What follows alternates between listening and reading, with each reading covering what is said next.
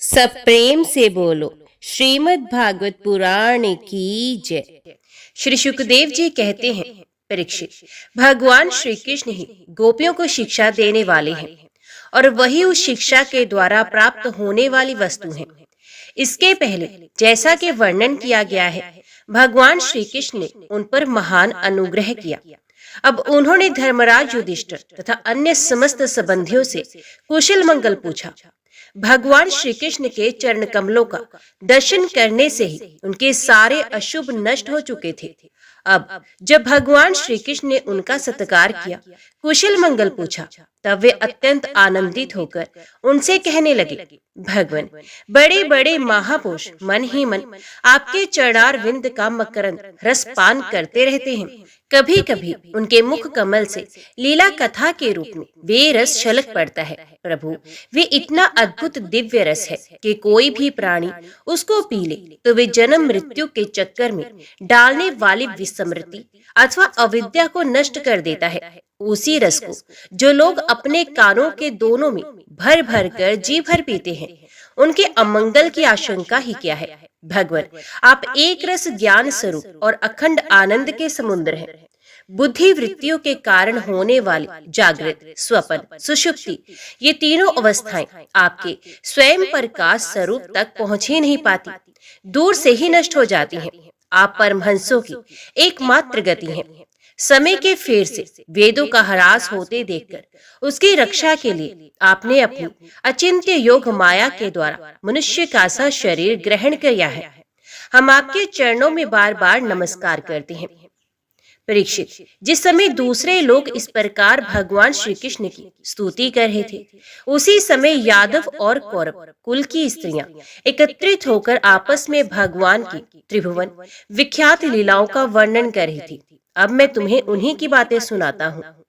द्रौपदी ने कहा, हे रुक्मणी, भद्रे, हे जाम्बती, सत्य, हे सत्यभामे, कालिंदी, शैव्य, लक्ष्मणे, रोहिणी और अन्यान्य श्री कृष्ण पत्नियों, तुम लोग हमें ये तो बताओ कि स्वयं भगवान श्री कृष्ण ने अपनी माया से लोगों का अनुकरण करते हुए तुम लोगों का किस प्रकार पाणी ग्रहण किया। रुक्मणी जी ने कहा, द्रौपदी जी, जरासंध आदि सभी राजा चाहते थे कि मेरा विवाह शिशुपाल के साथ हो। इसके लिए सभी शस्त्रास्त्र से सुसज्जित होकर युद्ध के लिए तैयार थे, परंतु भगवान मुझे वैसे ही हर लाए जैसे सिंह बकरी और भेड़ों के झुंड में से अपना भाग छीन ले जाए। क्यों ना हो, जगत में जितने भी अजय वीर हैं, उनके मुकुटों पर इन्हीं की चरण धूलि शोभायमान होती है। द्रौपदी जी, मेरी तो यही अभिलाषा है कि भगवान के वे ही समस्त संपत्ति और सौंदर्यों के आश्रय चरण कमल जन्म जन्म मुझे आराधना करने के लिए प्राप्त होते रहे। मैं उन्हीं की सेवा में लगी रहूं। सत्यभामा ने कहा, द्रौपदी जी, मेरे पिताजी अपने भाई परसेन की मृत्यु से बहुत दुखी हो रहे थे, अतः उन्होंने उनके वध का कलंक भगवान पर ही लगाया। उस कलंक को दूर करने के लिए भगवान ने ऋषराज जामवान पर विजय प्राप्त की और वे रतन लाकर मेरे पिता को दे दिया। अब तो मेरे पिताजी मिथ्या कलंक लगाने के कारण डर गए, अतः यद्यपि वे दूसरे को मेरा वाग्दान कर चुके थे, फिर भी उन्होंने मुझे स्मैंतिक मणि के साथ भगवान के चरणों में ही समर्पित कर दिया। जामवती ने कहा, द्रौपदी जी, मेरे पिता ऋषराज जामवान को इस बात का पता नहीं था कि यही मेरे स्वामी भगवान सीतापति हैं, इसलिए वे इनसे 27 दिन तक लड़ते रहे। परंतु जब परीक्षा पूरी हुई, उन्होंने जान लिया कि ये भगवान राम ही हैं। तब इनके चरण कमल पकड़कर स्मैंतिक मणि के साथ उपहार के रूप में मुझे भी समर्पित कर दिया। मैं यही चाहती हूँ कि जन्म जन्म इन्हीं की दासी बनी रहूं। कालिंदी ने कहा, द्रौपदी जी, जब भगवान को ये मालूम हुआ कि मैं उनके चरणों का स्पर्श करने की आशा अभिलाषा से तपस्या कर रही हूँ, तब वे अपने सखा अर्जुन के साथ यमुना तट पर आए और मुझे स्वीकार कर लिया। मैं उनका घर बोहारने वाली उनकी दासी हूँ। मित्रविंदा ने कहा, द्रौपदी जी, मेरा स्वयंवर हो रहा था। वहां आकर भगवान ने सब राजाओं को जीत लिया और जैसे सिंह झुंड के झुंड कुत्तों में से अपना भाग ले जाए, वैसे ही मुझे अपनी शोभा में द्वारकापुरी में ले आए। मेरे भाइयों ने भी मुझे भगवान से छुड़ाकर मेरा अपकार करना चाहा, परंतु उन्होंने उन्हें भी नीचा दिखा दिया। मैं ऐसा चाहती हूँ कि मुझे जन्म जन्म उनके पांव पखारने का सौभाग्य प्राप्त होता रहे। सत्या ने कहा, द्रौपदी जी, मेरे पिताजी ने स्वयंवर में आए हुए राजाओं के बल पौरुष की परीक्षा के लिए बड़े बलवान और पराक्रमी तीखे सिंग वाले 7 बैल रखे थे। उन बैलों ने बड़े बड़े वीरों का घमंड चूर चूर कर दिया था। उन्हें भगवान ने खेल खेल में ही झपट कर पकड़ लिया, नाथ लिया और बांध दिया, ठीक वैसे ही जैसे छोटे छोटे बच्चे बकरी के बच्चों को पकड़ लेते हैं। इस प्रकार भगवान बल पौरुष द्वारा मुझे प्राप्त कर चतुरंगिणी सेना और दासियों के साथ द्वारका ले आए। मार्ग में जिन शत्रुओं ने विघन डाला उन्हें भी जीत लिया। मेरी यही अभिलाषा है कि मुझे इनकी सेवा का अवसर सदा सर्वदा प्राप्त होता रहे। भद्रा ने कहा, द्रौपदी जी, भगवान मेरे मामा के पुत्र हैं। मेरा चित्त इन्हीं के चरणों में अनुरक्त हो गया था। जब मेरे पिताजी को ये बात मालूम हुई तब उन्होंने स्वयं ही भगवान को बुलाकर अक्षौहिणी सेना और बहुत सी दासियों के साथ इन्हीं के चरणों में समर्पित कर दिया। मैं अपना परम कल्याण इसी में समझती हूँ कि कर्म के अनुसार मुझे जहाँ जन्म लेना पड़े सर्वत्र इन्हीं के चरण कमलों का संस्पर्श प्राप्त होता रहे। लक्ष्मणा ने कहा, रानी जी, देवऋषि नारद बार बार भगवान के अवतार और लीलाओं का गान करते रहते थे। उसे सुनकर और ये सोचकर कि लक्ष्मी जी ने समस्त लोकपालों का त्याग करके भगवान का ही वर्ण किया, मेरा चित्त भगवान के चरणों में आसक्त हो गया। साध्वी, मेरे पिता भृतसेन मुझ पर बहुत प्रेम रखते थे। जब उन्हें मेरा अभिप्राय मालूम हुआ तब उन्होंने मेरी इच्छा की पूर्ति के लिए ये उपाय किया। महारानी, जिस प्रकार पांडव वीर अर्जुन की प्राप्ति के लिए आपके पिता ने स्वयंवर में मत्स्य वेद का आयोजन किया था, उसी प्रकार मेरे पिता ने भी किया। आपके स्वयंवर की अपेक्षा हमारे यहाँ ये विशेषता थी कि मत्स्य बाहर से ढका हुआ था, केवल जल में ही उसकी परछाई दिख पड़ती थी। जब ये समाचार राजाओं को मिला तब सब ओर से समस्त अस्त्र शस्त्रों के तत्वज्ञ हजारों राजा अपने अपने गुरुओं के साथ मेरे पिताजी की राजधानी में आने लगे। मेरे पिताजी ने आए हुए सभी राजाओं का बल पौरुष और अवस्था के अनुसार भली भांति स्वागत सत्कार किया। उन लोगों ने मुझे प्राप्त करने की इच्छा से स्वयंवर सभा में रखे हुए धनुष और बाण उठाए। उनमें से कितने ही राजा तो धनुष पर तांत भी नहीं चढ़ा सके। उन्होंने धनुष को ज्यों का त्यों रख दिया।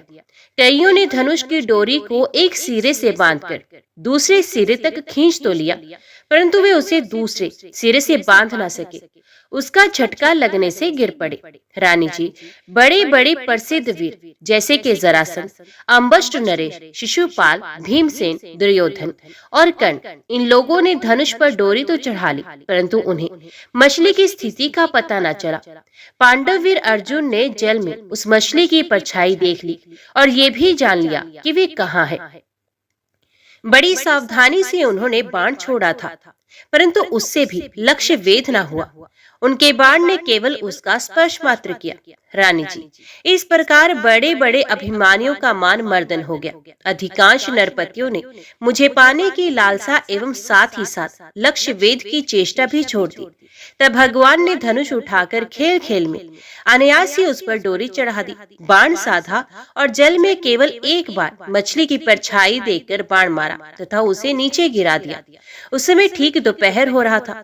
सर्वार्थ साधक अभिजीत नामक मुहूर्त बीत रहा था। उस समय पृथ्वी में जय जयकार होने लगा और आकाश में दुधंबियां बजने लगी। बड़े बड़े देवता आनंद विवल होकर पुष्पों की वर्षा करने लगे। उसी समय मैंने रंगशाला में प्रवेश किया। मेरे पैरों में पायजेब रुनझुन रुनझुन बोल रहे थे। मैंने नए नए उत्तम रेशमी वस्त्र धारण कर रखे थे। मेरी चोटियों में मालाएं गूंथी हुई थी और मुंह पर लज्जा मिश्रित मुस्कुराहट थी। मैं अपने हाथों में रत्नों का हार लिए हुए थी, जो बीच बीच में लगे हुए सोने के कारण और भी दमक रहा था।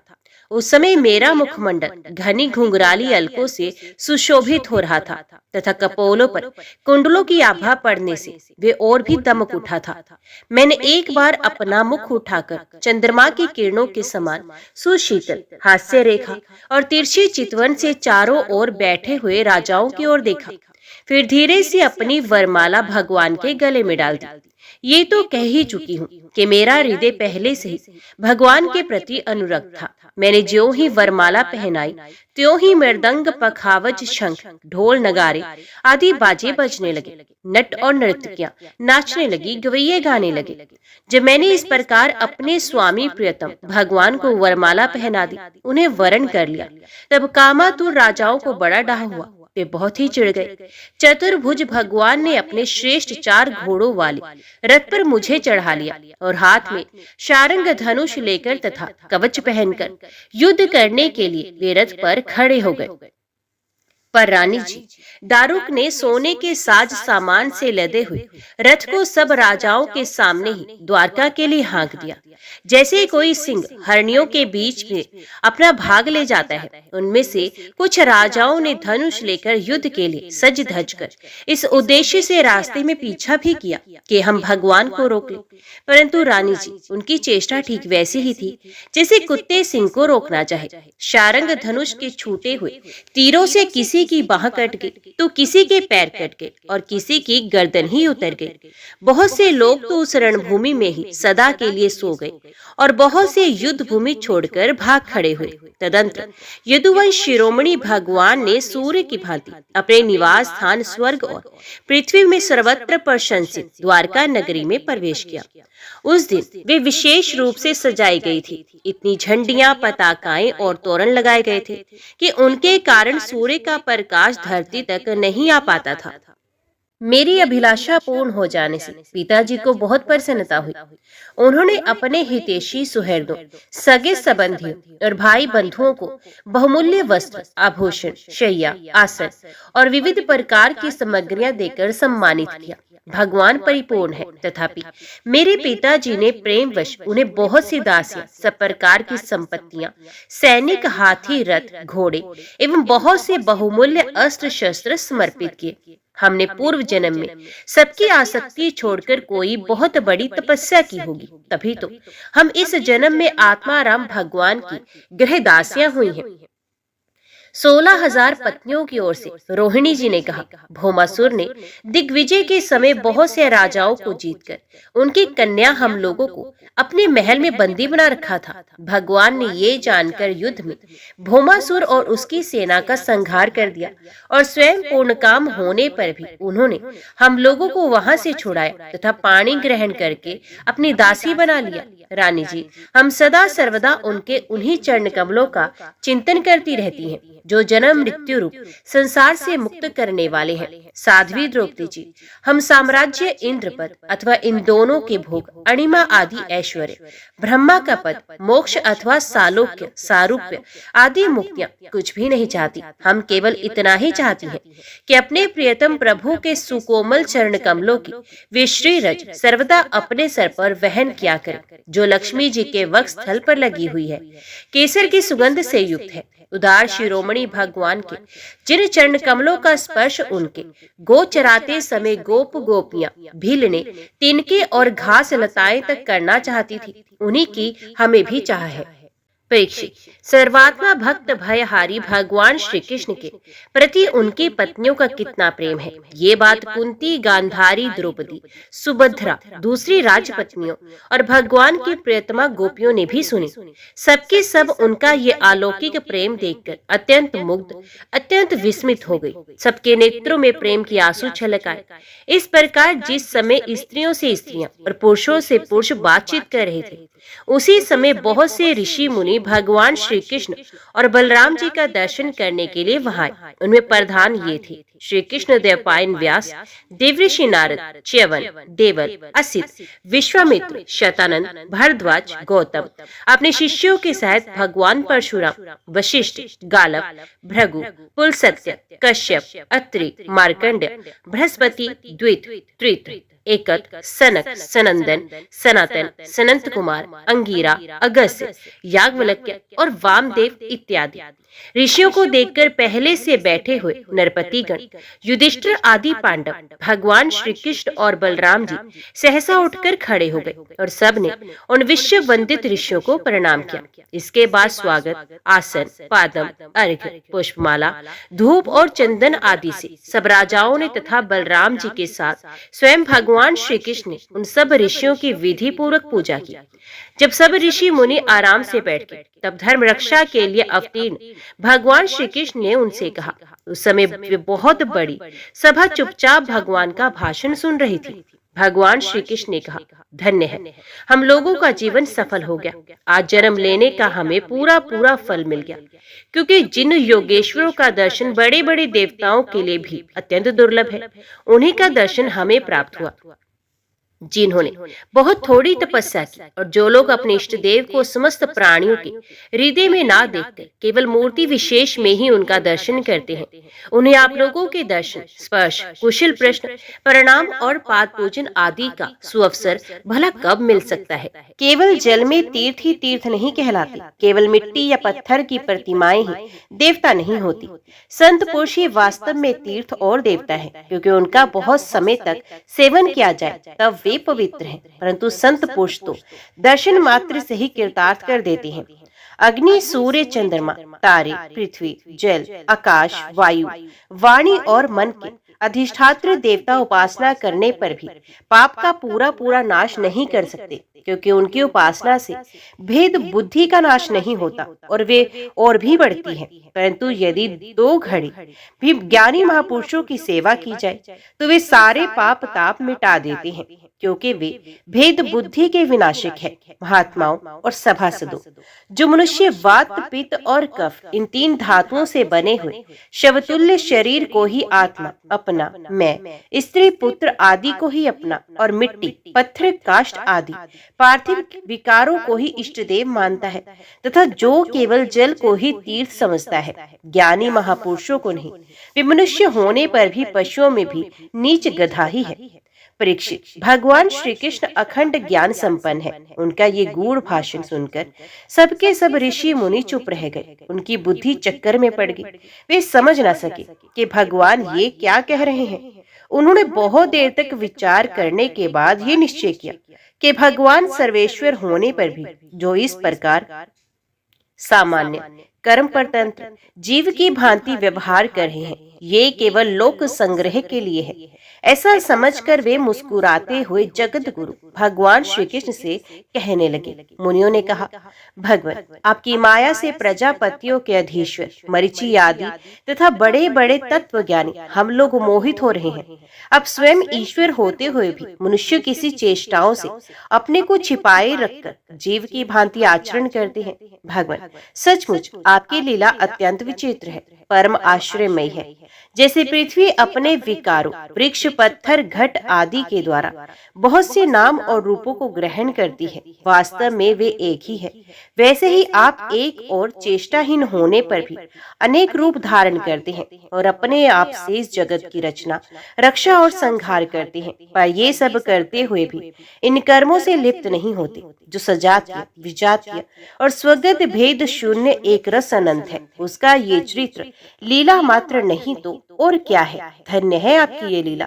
भगवान, यद्यपि आप प्रकृति से परे स्वयं परब्रह्म परमात्मा है, तथापि समय समय पर भक्त जनों की रक्षा और दुष्टों का दमन करने के लिए विशुद्ध सत्वमय श्री विग्रह प्रकट करते हैं और अपनी लीला के द्वारा सनातन वैदिक मार्गों की रक्षा करते हैं, क्योंकि सभी वर्णों और आश्रमों के रूप में आप स्वयं ही प्रकट हैं। भगवान, वेद आपका विशुद्ध हृदय है। तपस्या, स्वाध्याय, धारणा, ध्यान और समाधि के द्वारा उसी में आपके साकार निराकार रूप और दोनों के अधिष्ठान स्वरूप परब्रह्म परमात्मा का साक्षात्कार होता है।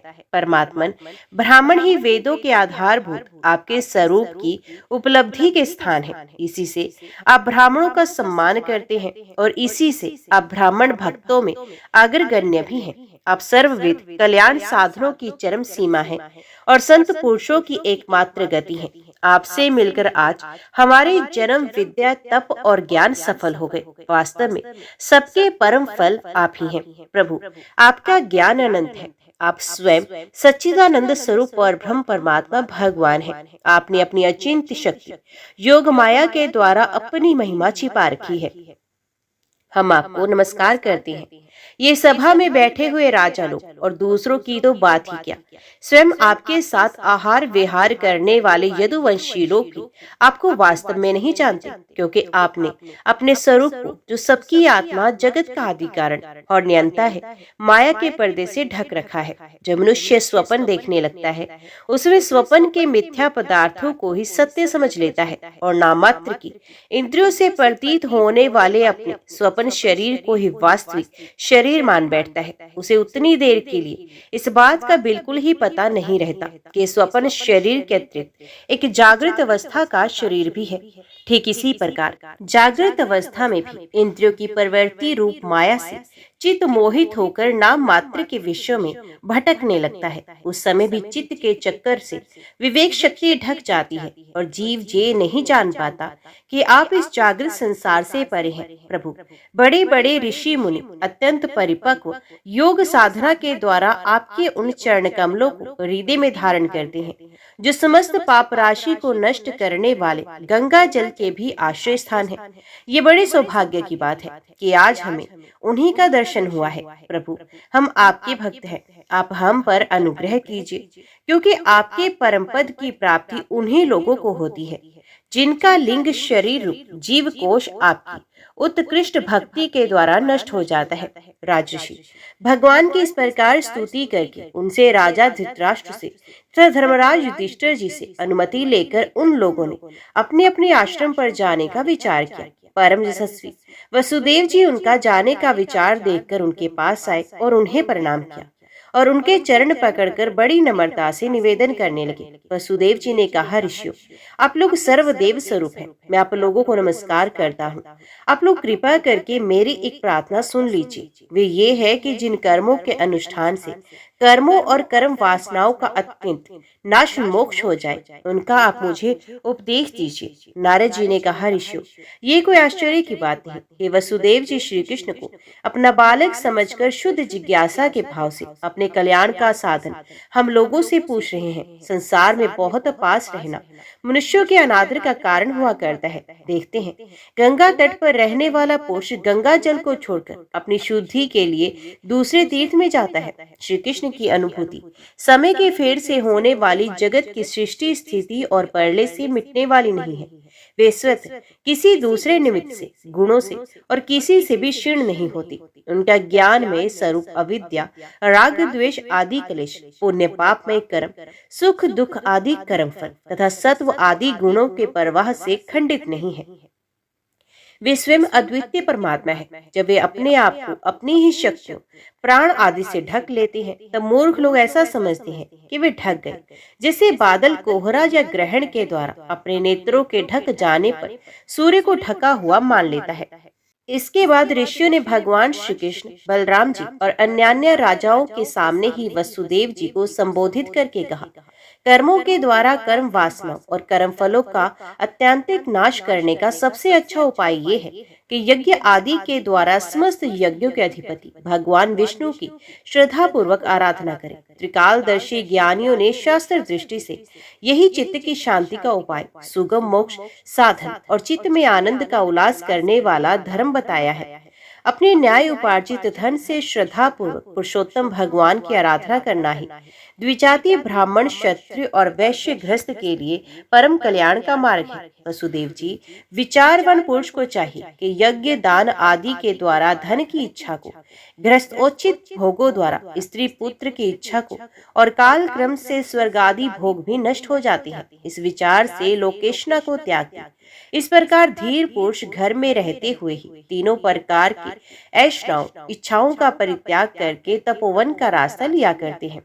समर्थ वसुदेव जी, ब्राह्मण, क्षत्रिय और वैश्य, ये तीनों देवता ऋषि और पितरों का ऋण लेकर ही पैदा होते हैं। इनके ऋणों से छुटकारा मिलता है यज्ञ, अध्ययन और संतान उत्पत्ति से। इनसे उऋण हुए बिना ही जो संसार का त्याग करता है, उसका पतन हो जाता है। परम बुद्धिमान वसुदेव जी, आप अब तक ऋषि और पितरों के ऋण से तो मुक्त हो चुके हैं। अब यज्ञों के द्वारा देवताओं का ऋण चुका दिया और इस प्रकार सबसे उऋण होकर गृह त्याग कर दीजिए, भगवान की शरण हो जाइए। वसुदेव जी, आपने अवश्य ही परम भक्ति से जगदीश्वर भगवान की आराधना की है, तभी तो वे आप दोनों के पुत्र हुए हैं। परीक्षित, परम मनस्वी वसुदेव जी ने ऋषियों की ये बात सुनकर उनके चरणों में सर रखकर प्रणाम किया, उन्हें प्रसन्न किया और यज्ञ के ऋत्विजों के रूप में उनका वरण कर लिया। राजन, जब इस प्रकार वसुदेव जी ने धर्म पूर्वक ऋषियों का वरण कर लिया, तब उन्होंने पुण्य क्षेत्र कुरुक्षेत्र में परम धार्मिक वसुदेव जी के द्वारा उत्तमोत्तम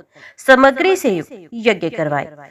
श्री सुखदेव जी कहते हैं, परीक्षित, जब वसुदेव जी ने यज्ञ की दीक्षा ले ली, तब यदुवंशियों ने स्नान करके सुंदर वस्त्र और कमलों की मालाएं धारण कर ली। राजा लोग वस्त्र आभूषणों से खूब सुसज्जित हो गए।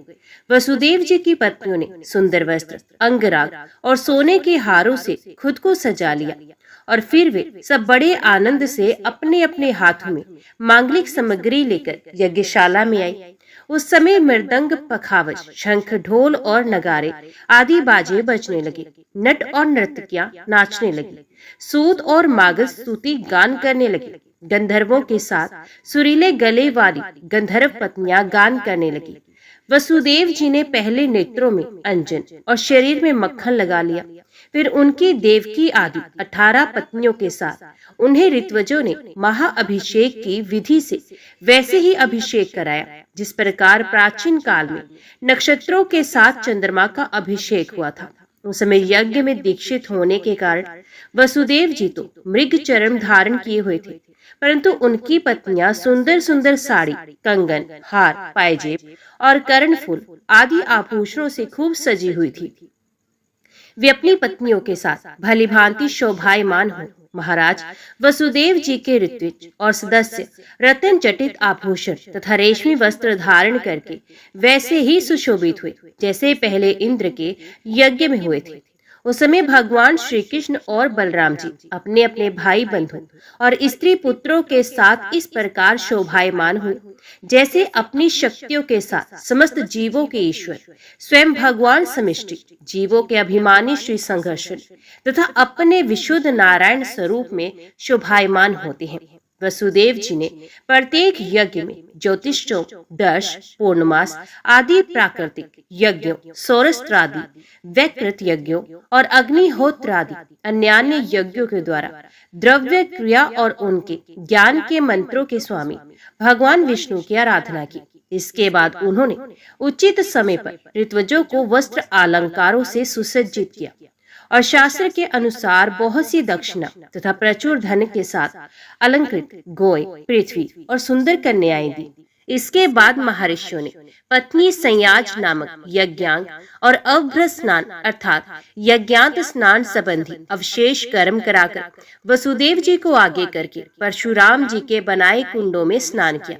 स्नान करने के बाद वसुदेव जी और उनकी पत्नियों ने बंदी जनों को अपने सारे वस्त्र आभूषण दे दिए तथा स्वयं अन्य वस्त्र आभूषण से सुसज्जित होकर उन्होंने ब्राह्मणों से लेकर कुत्तों तक को भोजन कराया।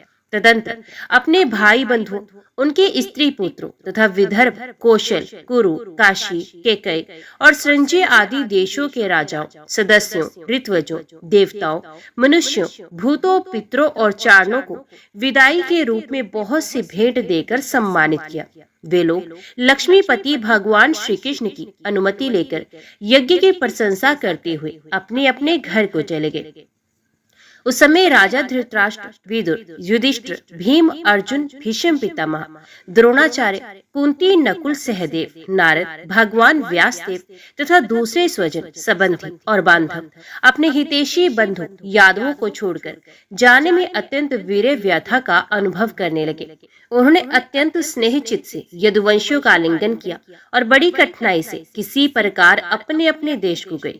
दूसरे लोग भी इनके साथ ही वहां से रवाना हो गए। परीक्षित, भगवान श्री कृष्ण, बलराम जी तथा उग्रसेन आदि ने नंद बाबा एवं अन्य सभी गोपों की बहुत बड़ी बड़ी सामग्रियों से अर्चना पूजा की, उनका सत्कार किया और वे प्रेम प्रवश होकर बहुत दिनों तक वहीं रहे। वसुदेव जी अनायास ही अपने बहुत बड़े मनोरथ का महासागर पार कर गए थे। उनके आनंद की सीमा नहीं थी।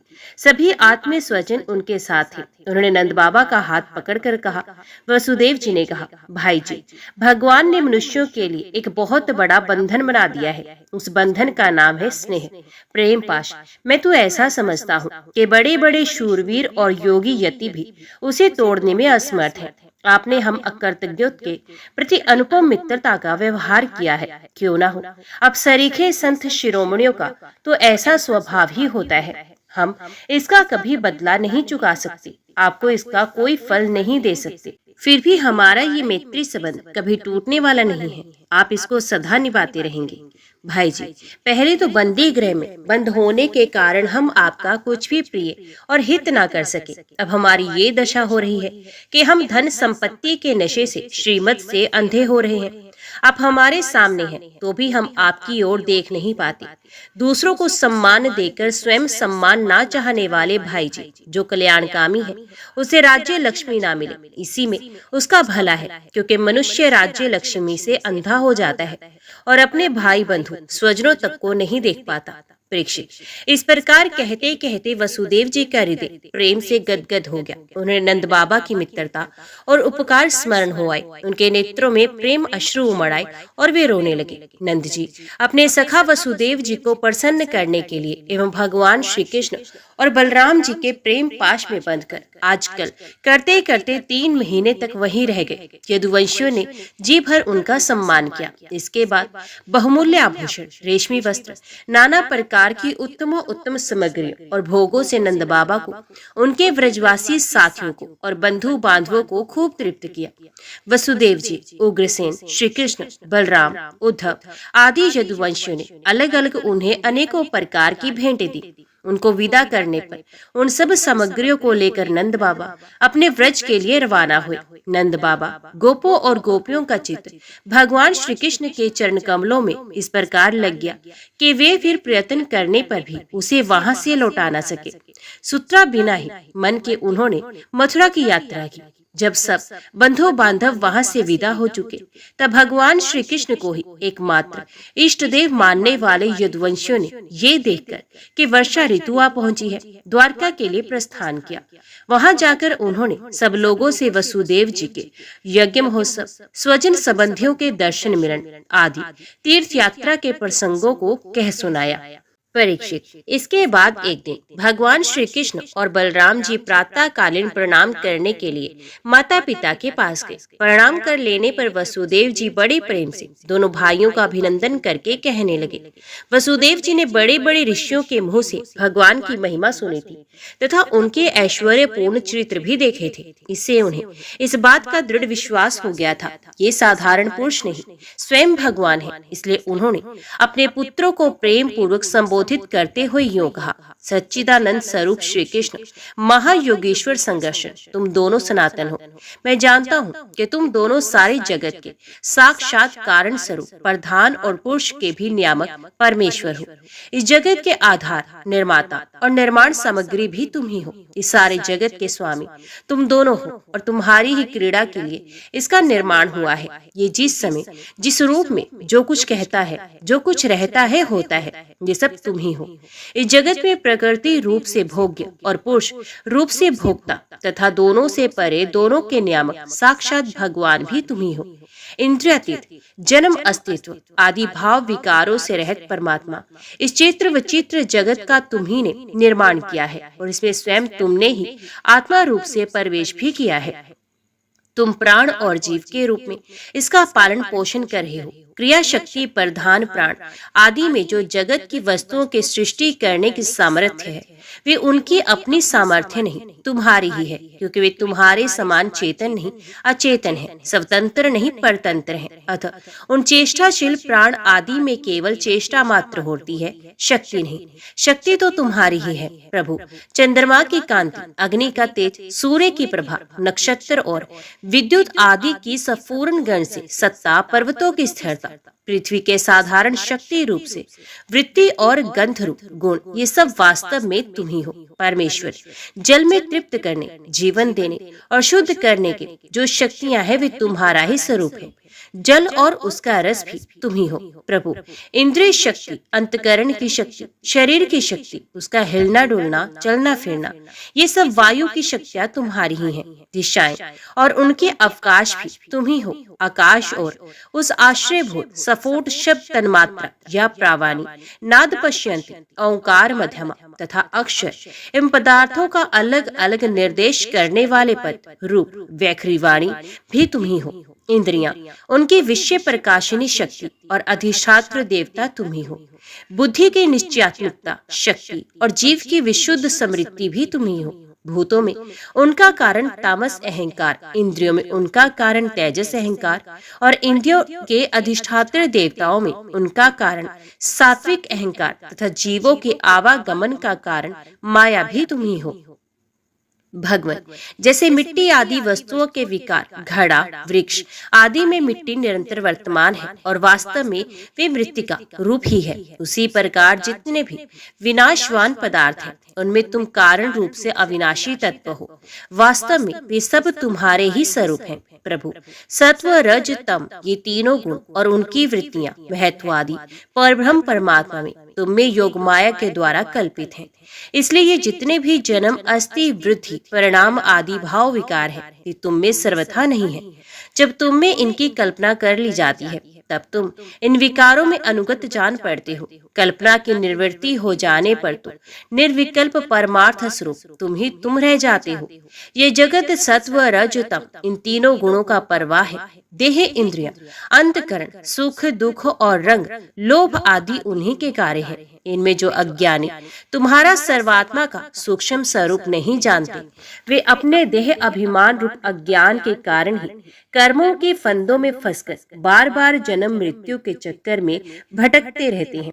परमेश्वर, मुझे शुभ प्रारब्ध के अनुसार इंद्रिय आदि की सामर्थ्य से युक्त अत्यंत दुर्लभ मनुष्य शरीर प्राप्त हुआ, किंतु तुम्हारी माया के वश में होकर मैं अपने सच्चे स्वार्थ परमार्थ में ही असावधान हो गया और मेरी सारी आयु यूं ही बीत गई। प्रभु, ये शरीर मैं हूँ और इस शरीर के संबंधी मेरे अपने हैं। इस अहंता एवं ममता रूप स्नेह की फांसी से तुमने इस सारे जगत को बांध रखा है। मैं जानता हूँ कि तुम दोनों मेरे पुत्र नहीं हो, संपूर्ण प्रकृति और जीवों के स्वामी हो। पृथ्वी के भारभूत राजाओं के नाश के लिए ही तुमने अवतार ग्रहण किया है। ये बात तुमने मुझे कही थी, इसलिए 3 जनों की हितैषी शरणागत वत्सल मैं अब तुम्हारे चरण कमलों की शरण में हूँ, क्योंकि वे ही शरणागतों के संसार भय को मिटाने वाले हैं। अब इंद्रियों की लोलुपता से भर गया, इसी कारण मैंने मृत्यु ग्रास शरीर में आत्म बुद्धि कर ली और तुमने जो कि परमात्मा हो पुत्र बुद्धि। प्रभु, तुमने प्रसव गृह में ही हमसे कहा था कि यद्यपि मैं अजन्मा हूँ, फिर भी मैं अपनी ही बनाई हुई धर्म मर्यादा की रक्षा करने के लिए प्रत्येक युग में तुम दोनों के द्वारा अवतार ग्रहण करता रहा हूँ। भगवान, तुम आकाश के समान अनेकों शरीर ग्रहण करते और छोड़ते रहते हो। वास्तव में तुम अनंत एक रस सत्ता हो। तुम्हारी आश्रय में शक्ति योग माया का रहस्य भला कौन जान सकता है। सब लोग तुम्हारी कीर्ति का ही गान करते रहते हैं। परीक्षित, वसुदेव जी के ये वचन सुनकर यदुवंश शिरोमणि भक्त वत्सल भगवान श्री कृष्ण मुस्कुराने लगे। उन्होंने विनय से झुककर मधुर वाणी से कहा। भगवान श्री कृष्ण ने कहा, पिताजी, हम तो आपके पुत्र ही हैं। हमें लक्ष्य करके आपने ये ब्रह्म ज्ञान का उपदेश किया है। हम आपकी एक एक बात युक्त युक्त मानते हैं। पिताजी, आप लोग, मैं, भैया बलराम जी, सारे द्वारकावासी, संपूर्ण चराचर जगत, सबके सब आपने जैसा कहा वैसे ही हैं। सबको ब्रह्म रूप ही समझना चाहिए। पिताजी, आत्मा तो एक ही है, परंतु वे अपने में ही गुणों की सृष्टि कर लेता है और गुणों के द्वारा बनाए हुए पंचभूतों में एक होने पर भी, अनेक स्वयं प्रकाश होने पर भी, दृश्य अपना स्वरूप होने पर भी, अपने से भिन्न नित्य होने पर भी अनित्य और निर्गुण होने पर भी सगुण के रूप में प्रतीत होता है। जैसे आकाश, वायु, अग्नि, जल और पृथ्वी, ये पंच महाभूत अपने कार्यघट, कुंडल आदि में प्रकट, अप्रकट, छोटे बड़े, अधिक थोड़े, एक और अनेक से प्रतीत होते हैं, परंतु वास्तव में सत्ता रूप से वे एक ही रहते हैं। वैसे ही आत्मा में भी उपाधियों के भेद से ही नानात्व की प्रतीति होती है। इसलिए जो मैं हूँ वही सब है। इस दृष्टि से आपका कहना ठीक ही है। भगवान श्री कृष्ण के इन वचनों को सुनकर वसुदेव जी ने नाना तो बुद्धि छोड़ दी। वे आनंद में मगन होकर वाणी से मौन और मन से निसंकल्प हो गए। कुरुश्रेष्ठ, उस समय वहां सर्वदेवमयी देवकी जी भी बैठी हुई थी। वे बहुत पहले से ही ये सुनकर अत्यंत विस्मित थी कि श्री कृष्ण और बलराम जी ने अपने मरे हुए गुरुपुत्र को यमलोक से वापस ला दिया। अब उन्हें अपने उन पुत्रों की याद आ गई जिन्हें कंस ने मार डाला था। उनके स्मरण से देवकी जी का हृदय आतुर हो गया, नेत्रों से आंसू बहने लगे। उन्होंने बड़े ही करुण स्वर से श्री कृष्ण और बलराम जी को संबोधित करते हुए कहा, लोकाभिराम राम, तुम्हारी शक्ति मन और वाणी के परे है। श्री कृष्ण, तुम योगेश्वरों के भी ईश्वर हो। मैं जानती हूँ कि तुम दोनों प्रजापतियों के भी ईश्वर आदि पुरुष नारायण हो।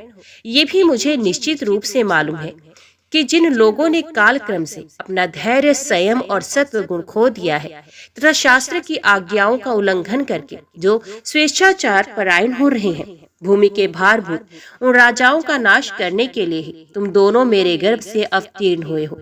तुम्हारे रूप पुरुष रूप अंश से उत्पन्न हुई माया से गुणों की उत्पत्ति होती है और उनके लेश मात्र से जगत की उत्पत्ति, विकास तथा प्रलय होता है। आज मैं सर्वांतकरण से तुम्हारी शरण हो रही हूँ। मैंने सुना है कि तुम्हारे गुरु सांदीपनि जी के पुत्र को मरे बहुत दिन हो गए थे। उनको गुरु दक्षिणा देने के लिए उनकी आज्ञा तथा काल की प्रेरणा से तुम दोनों ने उनके पुत्र को यमपुरी से वापस ला दिया। तुम दोनों योगेश्वरों के भी ईश्वर हो, इसलिए आज मेरी अभिलाषा पूर्ण करो। मैं चाहती हूँ कि तुम दोनों मेरे उन पुत्रों को जिन्हें कंस ने मार डाला था ला दो और उन्हें मैं भर आंख देख लूं। परीक्षित, माता देवकी की ये बात सुनकर भगवान श्री कृष्ण और बलराम दोनों ने योग माया का आश्रय लेकर सूतल लोक में प्रवेश किया। जब दैत्यराज बलि ने देखा कि जगत के आत्मा और इष्ट देव तथा मेरे परम स्वामी भगवान श्री कृष्ण और बलराम जी सूतल लोक में पधारे हैं, तब उनका हृदय उनके दर्शन के आनंद में निमग्न हो गया। उन्होंने झटपट अपने कुटुंब के साथ आसन से उठकर भगवान के चरणों में प्रणाम किया। अत्यंत आनंद से भरकर दैत्यराज बलि ने भगवान श्री कृष्ण और बलराम जी को श्रेष्ठ आसन दिया और जब वे दोनों महापुरुष उस पर विराज गए तब उन्होंने उनके पांव पखारकर उनका चरणोदक परिवार सहित अपने सर पर धारण किया। भगवान के चरणों का जल ब्रह्म पर्यंत सारे जगत को पवित्र कर देता है। इसके बाद दैत्यराज बलि ने बहुमूल्य वस्त्र, आभूषण, चंदन, तांबूल, दीपक, अमृत के समान भोजन एवं अन्य विविध सामग्रियों से उनकी पूजा की और अपने समस्त परिवार, धन तथा शरीर आदि को उनके चरणों में समर्पित कर दिया। दैत्यराज बलि बार बार भगवान के चरण कमलों को अपने वक्षस्थल और सर पर रखने लगे। उनका हृदय प्रेम से विवल हो गया, नेत्रों से आनंद के आंसू बहने लगे, रोम रोम खिल उठा। अब वे गदगद स्वर से भगवान की स्तुति करने लगे। दैत्यराज बलि ने कहा, बलराम जी, आप अनंत हैं, आप इतने महान हैं कि शेष आदि सभी विग्रह आपके अंतर्भूत हैं। सच्चिदानंद स्वरूप श्री कृष्ण, आप सकल जगत के निर्माता हैं। ज्ञान योग और भक्ति योग दोनों के प्रवर्तक आप ही हैं। आप स्वयं ही परब्रह्म परमात्मा हैं। हम आप दोनों को बार बार नमस्कार करते हैं। भगवान, आप दोनों का दर्शन प्राणियों के लिए अत्यंत दुर्लभ है, फिर भी आपकी कृपा से वे सुलभ हो जाता है, क्योंकि आज आपने कृपा करके हम रजोगुण एवं तमोगुण स्वभाव वाले दैत्यों को भी दर्शन दिया। प्रभु, हम और हमारे ही समान दूसरे दैत्य, दानव, गंधर्व, सिद्ध, विद्याधर, चारण, यक्ष, राक्षस, पिशाच, भूत और प्रमथनाय आदि आपका प्रेम से भजन करना तो दूर रहा, आपसे सर्वदा दृढ़ वैर भाव रखते हैं, परंतु आपका श्री विग्रह साक्षात वेदमय और विशुद्ध सत्व स्वरूप है। इसलिए हम लोगों में से बहुतों ने दृढ़ वैर भाव से, कुछ ने भक्ति से और कुछ ने कामना से आपका स्मरण करके उस पद को प्राप्त किया है जिसे आपके समीप रहने वाले सत्व प्रधान देवता आदि भी नहीं प्राप्त कर सकते। बड़े बड़े योगेश्वर भी प्राय ये बात नहीं जानते कि आपकी योग माया ये है और ऐसी है, फिर हमारी तो बात ही क्या। इसलिए स्वामी, मुझ पर ऐसी कृपा कीजिए कि मेरी चित्त वृत्ति आपके उन चरण कमलों में लग जाए जिसे किसी की अपेक्षा न रखने वाले परमहंस लोग ढूंढा करते हैं, और उनका आश्रय लेकर मैं उससे भिन्न इस घर गृहस्थी के अंधेरे कुएं से निकल जाऊं। प्रभु, इस प्रकार आपके उन चरण कमलों की, जो सारे जगत के एकमात्र आश्रय हैं, शरण लेकर शांत हो जाऊं। और अकेला ही विचरण करूं।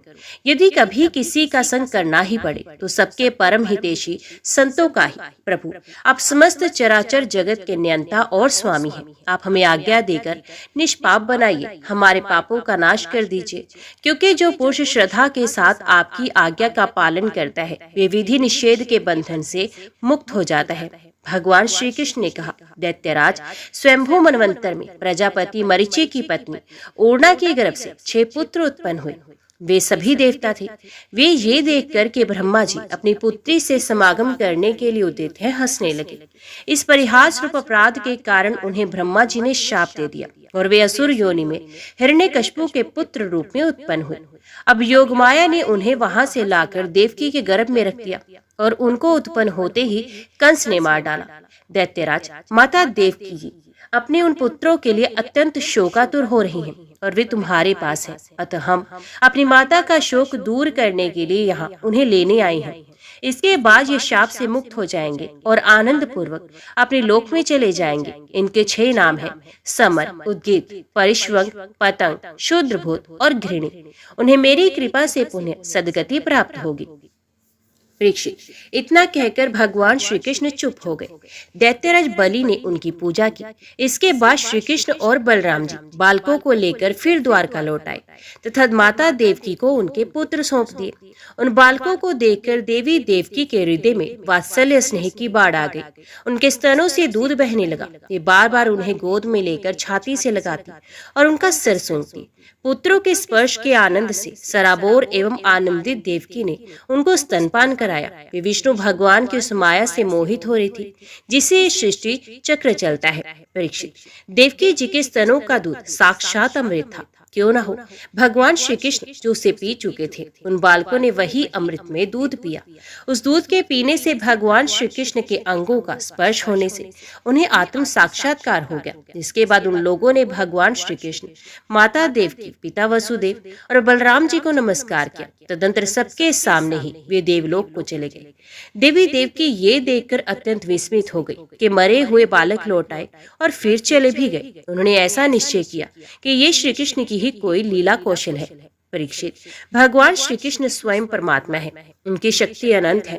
उनके ऐसे ऐसे अद्भुत चरित्र इतने हैं कि किसी प्रकार उनका पार पाया नहीं जा सकता। सूत जी कहते हैं, शौनकादि ऋषियों, भगवान श्री कृष्ण की कीर्ति अमर है, अमृतमय है।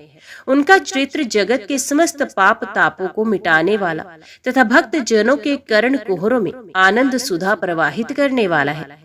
इसका वर्णन स्वयं व्यास नंदन भगवान श्री सुखदेव जी ने किया है।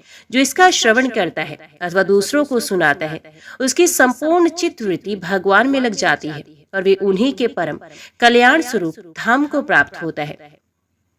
राजा परीक्षित ने पूछा, भगवत, मेरे दादा अर्जुन ने भगवान श्री कृष्ण और बलराम जी की बहन सुभद्रा जी से, जो मेरी दादी थी, किस प्रकार विवाह किया? मैं ये जानने के लिए बहुत उत्सुक हूँ। श्री सुखदेव जी कहते हैं, परीक्षित, एक बार अत्यंत शक्तिशाली अर्जुन तीर्थ यात्रा के लिए पृथ्वी पर विचरण करते हुए प्रभास क्षेत्र पहुंचे। वहां उन्होंने ये सुना कि बलराम जी मेरे मामा की पुत्री सुभद्रा का विवाह दुर्योधन के साथ करना चाहते हैं और वसुदेव, श्री कृष्ण आदि उनसे इस विषय में सहमत नहीं है। अब अर्जुन के मन में सुभद्रा को पाने की लालसा जग गई। वे त्रिदंडी वैष्णव का वेश धारण करके द्वारका पहुंचे। अर्जुन सुभद्रा को प्राप्त करने के लिए वहां वर्षा काल में 4 महीने तक रहे। वहां पूर्वास्य और बलराम जी ने उनका खूब सम्मान किया। उन्हें ये पता नहीं चला कि ये अर्जुन है। एक दिन बलराम जी ने आतिथ्य के लिए उन्हें निमंत्रित किया और उनको वे अपने घर ले आए। त्रिदंडी वेशधारी अर्जुन को बलराम जी ने अत्यंत श्रद्धा के साथ भोजन सामग्री निवेदित की और उन्होंने प्रेम से भोजन किया। अर्जुन ने भोजन के समय वहां विवाह योग्य परम सुंदरी सुभद्रा को देखा। उसका सौंदर्य बड़े बड़े वीरों का मन हरने वाला था। अर्जुन के नेत्र प्रेम से प्रफुल्लित हो गए। उनका मन उसे पाने की आकांक्षा से शुद्ध हो गया और उन्होंने उसे पत्नी बनाने का दृढ़ निश्चय कर लिया। परीक्षित, तुम्हारे दादा अर्जुन भी बड़े ही सुंदर थे। उनके शरीर के गठन भावभंगी स्त्रियों का हृदय स्पर्श कर लेती थी। उन्हें देखकर सुभद्रा ने भी मन में उन्हीं को पति बनाने का निश्चय किया। वे तनिक मुस्कुराकर लचीली चितवन से उनकी ओर देखने लगी। उसने अपना हृदय उन्हें समर्पित कर दिया। अब अर्जुन केवल उसी का चिंतन करने लगे और इस बात का अवसर ढूंढने लगे कि इसे कब हर ले जाऊं। सुभद्रा को प्राप्त करने की उत्कट कामना से उनका चित्त चक्कर काटने लगा। उन्हें तनिक भी शांति नहीं मिलती थी। एक बार सुभद्रा जी देव दर्शन के लिए रथ पर सवार होकर द्वारका दुर्ग से बाहर निकली। उसी समय महारथी अर्जुन ने देवकी वसुदेव और श्री कृष्ण की अनुमति से सुभद्रा का हरण कर लिया। रथ पर सवार होकर अर्जुन ने धनुष उठा लिया और जो सैनिक उन्हें रोकने के लिए आए उन्हें मार पीट कर भगा दिया। सुभद्रा के नीच जन रोते चिल्लाते रह गए और अर्जुन जिस प्रकार सिंह अपना भाग लेकर चल देता है वैसे ही सुभद्रा को लेकर चल पड़े। ये समाचार सुनकर बलराम जी बहुत बिगड़े। वे वैसे ही शुभ उठे जैसे पूर्णिमा के दिन समुद्र। परंतु भगवान श्री कृष्ण तथा अन्य सुहृद संबंधियों ने उनके पैर पकड़कर उन्हें बहुत कुछ समझाया बुझाया। तब वे कहीं जाकर शांत हुए। इसके बाद बलराम जी ने प्रसन्न होकर वर वधू के लिए बहुत सा धन सामग्री, हाथी, रथ, घोड़े और दासी दास दहेज में भेजे। परीक्षित, विदेह की राजधानी मिथिला में एक गृहस्थ ब्राह्मण थे। उनका नाम था शुद्धदेव। वे भगवान श्री कृष्ण के परम भक्त थे। वे एकमात्र भगवत भक्ति से पूर्ण मनोरथ, परम शांत, ज्ञानी और विरक्त थे। वे गृहस्थ आश्रम में रहते हुए भी किसी प्रकार का उद्योग नहीं करते थे। जो कुछ मिल जाता उसी से अपना निर्वाह कर लेते थे। प्रारब्धवश प्रतिदिन उन्हें जीवन निर्वाह भर के लिए सामग्री मिल ही जाया करती थी, अधिक नहीं। वे उतने से ही संतुष्ट भी थे और अपने वर्णाश्रम के अनुसार धर्म पालन में तत्पर रहते थे। प्रिय परीक्षित, उस देश के राजा भी ब्राह्मण के समान ही भक्तिमान थे। मैथिल वंश के उन प्रतिष्ठित नरपति का नाम था बहुलाश्व। उनमें अहंकार का लेश भी नहीं था। शुद्धदेव और बहुलाश्व दोनों ही भगवान श्री कृष्ण के प्यारे भक्त थे। एक बार भगवान श्री कृष्ण ने उन दोनों पर प्रसन्न होकर दारुक से रथ मंगवाया और उस पर सवार होकर द्वारका से विदेह देश की ओर प्रस्थान किया। भगवान के साथ नारद, वामदेव, अत्रि, वेद व्यास, परशुराम, असित, आरुणि, मैं, शुकदेव, बृहस्पति, कनप, मैत्रेय, च्यवन आदि ऋषि भी थे। परीक्षित, वे जहाँ जहाँ पहुँचते वहाँ के नागरिक और ग्रामवासी प्रजा पूजा की सामग्री लेकर उपस्थित हो गए। पूजा करने वालों को भगवान ऐसे जान पड़ते मानो ग्रहों के साथ साक्षात सूर्य नारायण उदय हो रहे हों। उस यात्रा में अनर्त, धनव, कुरुजांगल, कंक, मत्स्य, पांचाल, कुंती, मधु, कैकय, कौशल, अर्ण आदि अनेकों देशों के नर नारियों ने अपने नेत्र रूपी दोनों से भगवान श्री कृष्ण के उन्मुक्त हास्य और प्रेम भरी चितवन से युक्त मुखार विंद के मकरंद रस का पान किया। त्रिलोक गुरु भगवान श्री कृष्ण के दर्शन से उन लोगों की अज्ञान दृष्टि नष्ट हो गई।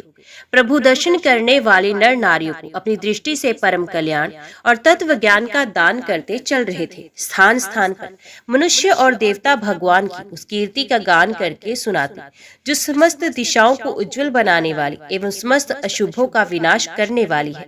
इस प्रकार भगवान श्री कृष्ण धीरे धीरे विदेह देश में जा पहुंचे।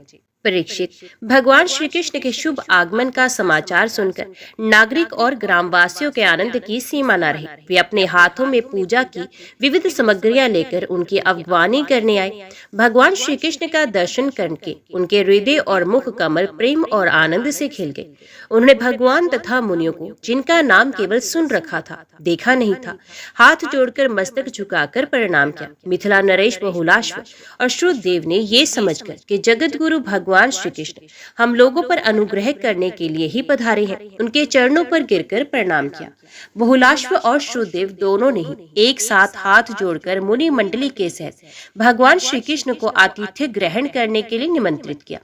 भगवान श्री कृष्ण दोनों की प्रार्थना स्वीकार करके दोनों को ही प्रसन्न करने के लिए एक ही समय पृथक पृथक रूप से दोनों के घर पधारे और ये बात एक दूसरे को मालूम न हुई कि भगवान श्री कृष्ण मेरे घर के अतिरिक्त और भी कहीं जा रहे हैं। विदेहराज बहुलाश्व बड़े मनस्वी थे। उन्होंने ये देखकर कि दुष्ट दुराचारी पुरुष जिनका नाम भी नहीं सुन सकते, वे ही भगवान श्री कृष्ण और ऋषि मुनि मेरे घर पधारे हैं, सुंदर सुंदर आसन मंगाए और भगवान श्री कृष्ण तथा ऋषि मुनि आराम से उन पर बैठ गए। उस समय बहुलाश्व की विचित्र दशा थी। प्रेम भक्ति के उद्रेक से उनका हृदय भर आया था, नेत्रों में आंसू उमड़ रहे थे। उन्होंने अपने पूज्यतम अतिथियों के चरणों में नमस्कार करके पांव पखारे और अपने कुटुंब के साथ उनके चरणों का लोक पावन जल सर पर धारण किया और फिर भगवान एवं भगत स्वरूप ऋषियों को गंध, माला, वस्त्र, अलंकार, धूप, दीप, अर्घ्य, गो, बैल आदि समर्पित करके उनकी पूजा की। जब सब लोग भोजन करके तृप्त हो गए तब राजा बहुलाश्व भगवान श्री कृष्ण के चरणों को अपनी गोद में लेकर बैठ गए और बड़े आनंद से धीरे धीरे उन्हें सहलाते हुए बड़ी मधुर वाणी से भगवान की स्तुति करने लगे। राजा बहुलाश्व ने कहा, प्रभु आप समस्त प्राणियों की आत्मा, साक्षी एवं स्वयं प्रकाश है। हम सदा सर्वदा आपके चरण कमलों का स्मरण करते रहते हैं। इसी से आपने हम लोगों को दर्शन देकर कृतार्थ किया है। भगवान आपके वचन है कि मेरा अनन्य प्रेमी भक्त मुझे अपने स्वरूप बलराम जी, अर्धांगिनी लक्ष्मी और पुत्र ब्रह्मा से भी बढ़कर प्रिय है। अपने उन वचनों को सत्य करने के लिए ही आपने हम लोगों को दर्शन दिया है। भला ऐसा कौन पुरुष है जो आपकी इस परम दयालुता और प्रेम वशता को जानकर भी आपके चरण कमलों का परित्याग कर सके। प्रभु जिन्होंने जगत की समस्त वस्तुओं का एवं शरीर आदि का भी मन से परित्याग कर दिया है, उन परम शांत मुनियों को आप अपने तक को भी दे डालते हैं। आपने यदुवंश में अवतार लेकर जन्म मृत्यु के चक्कर में पड़े हुए मनुष्यों को उससे मुक्त करने के लिए जगत में ऐसे विशुद्ध यश का विस्तार किया है जो त्रिलोकी के पाप ताप को शांत करने वाला है। प्रभु आप अचिंत्य अनंत ऐश्वर्य और माधुर्य के निधि हैं। सबके चित्त को अपनी ओर आकर्षित करने के लिए आप सच्चिदानंद स्वरूप और ब्रह्म है। आपका ज्ञान अनंत है। परम शांति का विस्तार करने के लिए आप ही नारायण ऋषि के रूप में तपस्या कर रहे हैं। मैं आपको नमस्कार करता हूँ।